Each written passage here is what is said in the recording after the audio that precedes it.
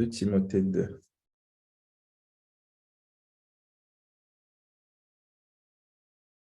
du verset 19 au verset 22.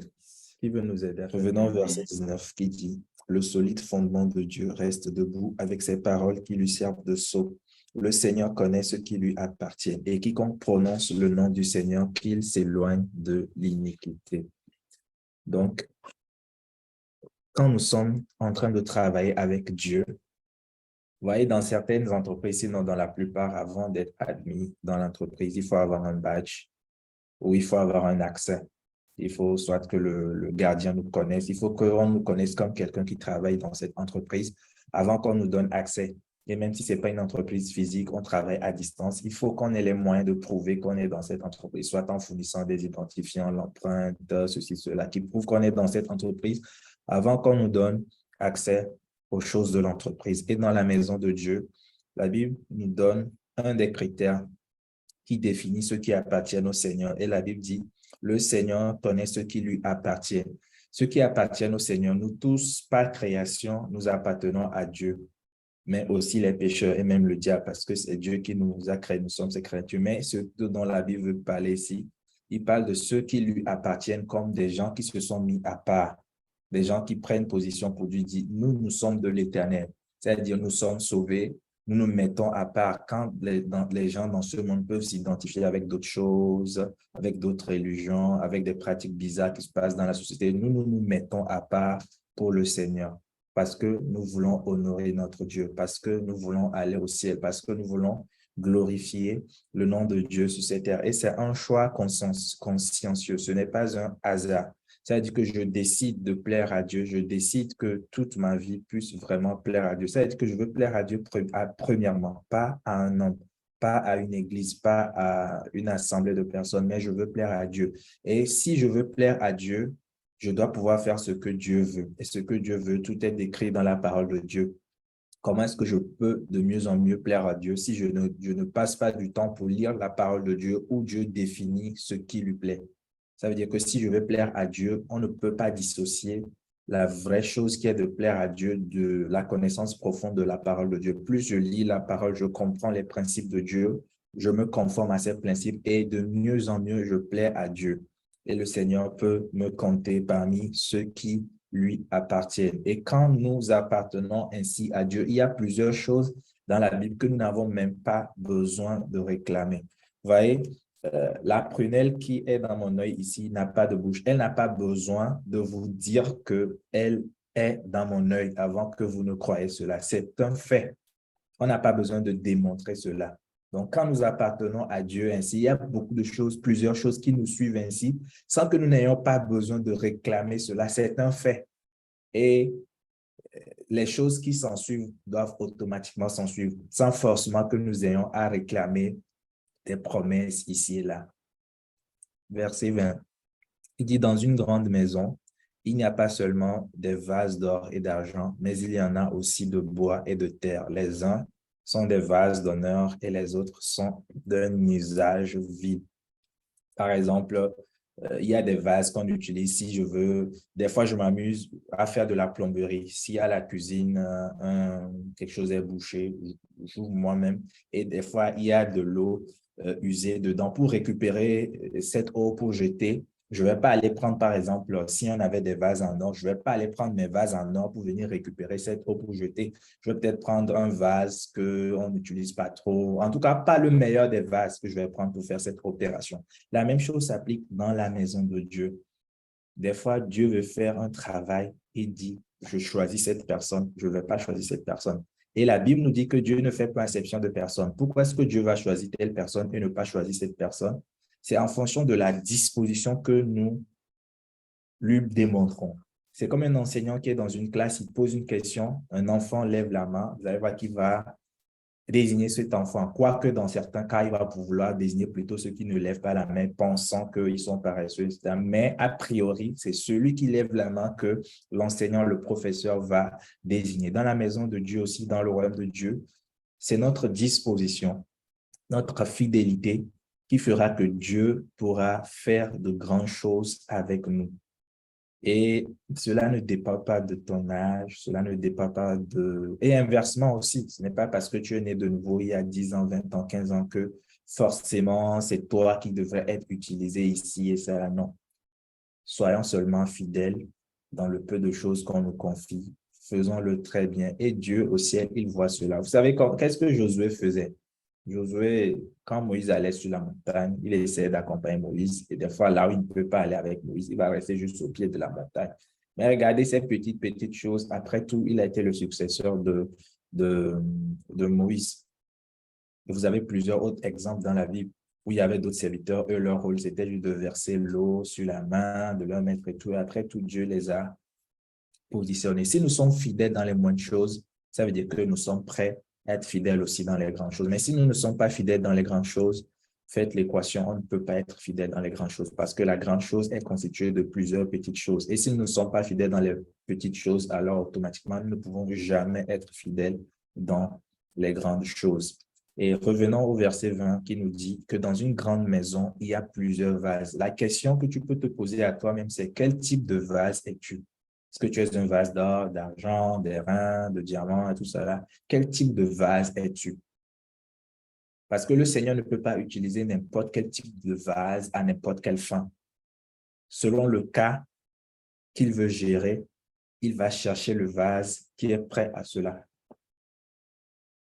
Et donc, c'est le type de vase que nous sommes qui va permettre au Seigneur de pouvoir nous utiliser dans telle ou telle chose. Et une des manières pour être un vase d'honneur, c'est ce que la Bible nous dit dans le verset 21. Si donc quelqu'un se conserve pur en s'abstenant de ces choses, il sera un vase d'honneur sanctifié, utile à son maître, propre à toute bonne œuvre. Retenez bien mes mots. J'ai dit une des manières pour être un vase d'honneur, c'est d'appliquer ceci. Si donc quelqu'un se conserve pur en s'abstenant de ces choses, il sera un vase d'honneur sanctifié, utile à son maître, propre à toute bonne œuvre. Si tu es saint, tu marches dans la sainteté, tu ne pèches pas, tu surmontes les tentations, tu fais toujours ce qui est agréable au Seigneur. Et même si un péché veut frapper à ta porte, tu implores rapidement le Seigneur de te donner la grâce de surmonter cela.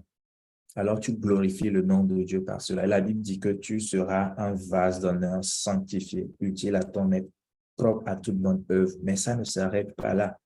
Si tu ne te développes pas, si tu ne développes pas tes compétences, les livres qu'il faut lire, si tu ne les lis pas, les autres expériences qu'il faut chercher, parce que dans la vie chrétienne, il n'y a pas que l'expérience de la sanctification, il y a le baptême de l'esprit, il y a les dons et tout cela. Si tu ne te développes pas dans ces domaines, le type de vase que tu es sera limité. Quand on prend la Bible, dans le cas de l'apôtre Paul, je pense, c'est toujours dans ce Timothée qu'on a lu. Quand vous allez vers la fin du livre de 2 Timothée, par exemple, il dit, à partir du verset 9, il dit, viens au plus tôt vers moi. Et dans le verset 13, il dit, quand tu viendras, apporte le manteau que j'ai laissé. C'est pas le manteau qui nous intéresse, continuons. Apporte le manteau que j'ai laissé à Troas chez Carpus parce qu'il parle plus tard de l'hiver. Donc, le manteau va lui servir dans l'hiver. Mais il dit, et les livres, surtout les parchemins. Il est là-bas, mais il dit, apporte-moi mes livres là, apporte-moi mes parchemins là. Pourquoi? Parce qu'il veut lire. Et vous conviendrez avec moi que quand vous lisez les épîtres de Paul, vous savez que c'est un grand connaisseur. Il connaît beaucoup de choses. Et ces choses qu'il connaît, ce n'est pas seulement la sainteté.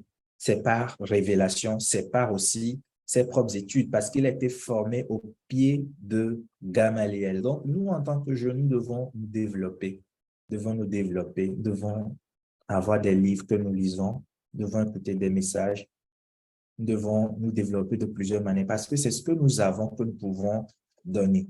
C'est le type de vase que nous sommes qui va définir dans quoi le Seigneur peut nous utiliser. Et enfin, le verset 22 dit, « Fuis les passions de la jeunesse. » Fuis les passions de la jeunesse.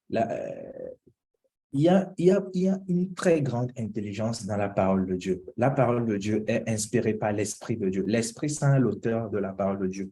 Et ceux qui ont écrit ne sont que les éléments que Dieu a utilisés pour transcrire. Et quand la Bible dit « fuis les passions de la jeunesse », quelque part, il dit « résiste au diable ». Il n'a pas dit de fuir le diable, mais ici, passion de la jeunesse, il dit « fuis ».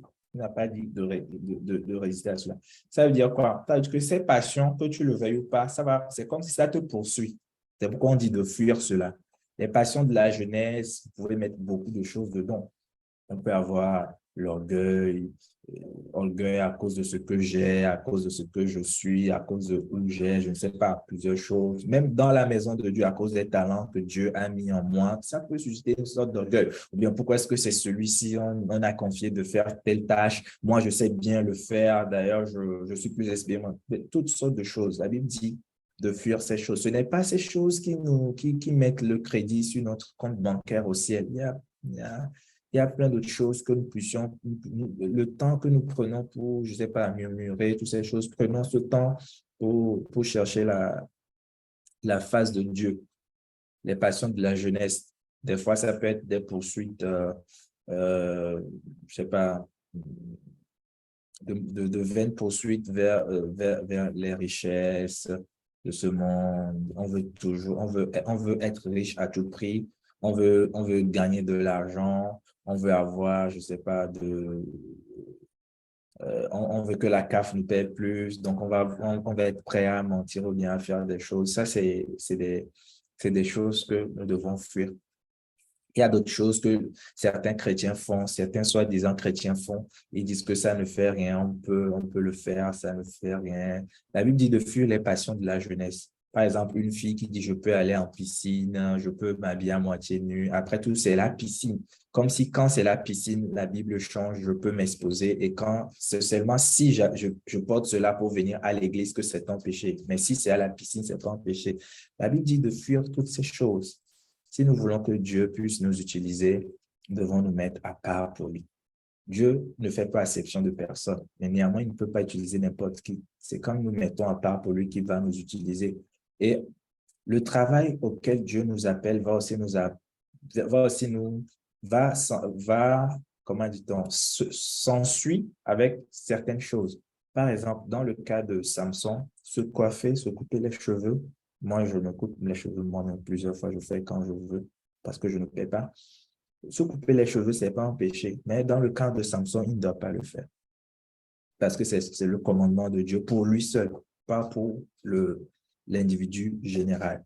Donc, en tant qu'ouvrier des jeunes, il y a certaines choses que les autres peuvent faire. Ce n'est pas un péché, mais toi, quand tu le fais, tout de suite, ça n'est pas un péché, mais à cause de ta position, cela peut être une occasion de chute pour quelqu'un.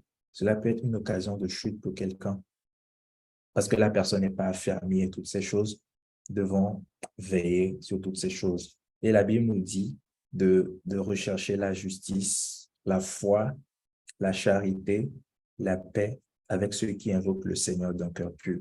Ceux qui invoquent le Seigneur d'un cœur pur, c'est eux qui doivent être nos amis les plus proches, nos amis les plus intimes, les gens avec qui nous passons le plus de temps. Pas la télé, les séries, les amis du monde. Certes, nous pouvons avoir des gens du monde, mais ils ne doivent pas être les amis numéro un, les gens avec qui nous passons plus du temps. Nous devons passer plus du temps avec ceux qui invoquent le Seigneur d'un cœur pur. Ça peut être passer du temps avec eux physiquement ou des gens même qui sont passés. Je peux passer du temps avec l'apôtre Paul en lisant ses épîtres. Je peux passer du temps avec, je ne sais pas, T.L. Osborne qui est déjà décédé, mais en lisant ses livres, par exemple. Je peux passer du temps avec ceux qui invoquent le Seigneur d'un cœur pur. Nous allons prier par rapport à ces versets que nous avons lus. Nous allons dire à Dieu de nous aider à vivre pour le plaire, pour lui plaire. Si nous voulons que notre jeunesse soit une jeunesse dynamique, cela doit commencer par nous-mêmes. C'est la réalité. Alors prions que Dieu nous aide. Une fois encore, ne regarde pas tes propres faiblesses. Non, regarde la capacité de Dieu. Dieu est capable de faire infiniment au-delà de tout ce que nous demandons ou pensons. Prions que le Seigneur nous aide. Prions que le Seigneur fasse de nous des jeunes dynamiques qui glorifient son nom, des jeunes dynamiques qui glorifient son nom, des jeunes dynamiques qui glorifient son nom, des ouvriers dynamiques qui glorifient son nom. Prions que Dieu nous équipe, c'est-à-dire ne sois pas satisfait de ton niveau actuel. Je veux aller loin. Dis à Dieu, Seigneur, je veux aller loin avec toi. Je veux faire des exploits avec toi. Ne te sous-estime pas. Ne te sous-estime pas. Le Seigneur peut faire de grandes choses avec toi. Il veut. Ce n'est même pas qu'il peut. Il veut. Il cherche des gens. Il cherche des gens. Prie pour que le Seigneur te trouve. Prie pour que Dieu te trouve. Dans cette génération où il cherche des Joseph, des Shadrach, des Meshach, des Abednego, des Daniel, des Ruth, des Esther, des Déborah. Prie pour que le Seigneur te trouve. Dans cette génération où il cherche des Timothée, des Tite, des 7 filles de Philippe l'évangéliste. Prie pour que Dieu te trouve. Ou dans cette